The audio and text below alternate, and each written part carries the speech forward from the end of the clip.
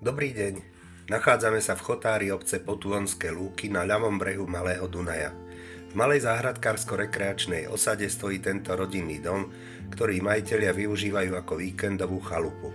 Dovoľte mi, aby som vám robil spoločnosť počas nasledovnej videoprehliadky.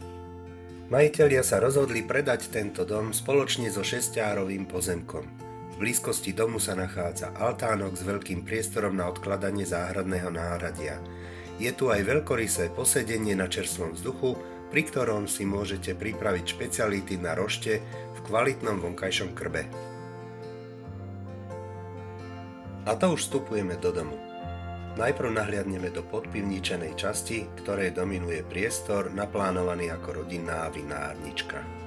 Hlavným priestorom na prízemí je veľká kuchyňa prepojená s obývačkou. V kuchynskej linke nájdeme granitový dres, sklokeramickú elektrickú varnú platňu, elektrickú rúru a mnoho drobných elektrospotrebičov. V obývacej časti nájde rodina ideálne miesto na spoločný čas pri televízore či pri spoločenských hrách. Chalupárskú atmosféru tu vhodne dotvára krb.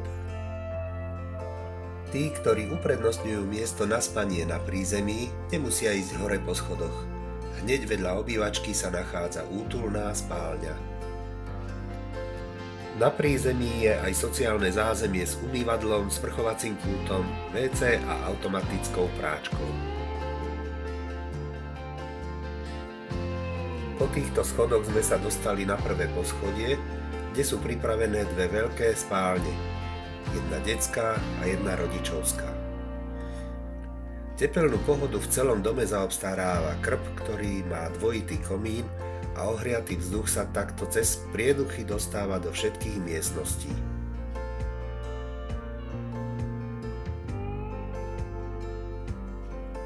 K dispozícii sú tu aj panelové infražiariče, ktoré je možné pred príchodom do domu na diaľku aktivovať.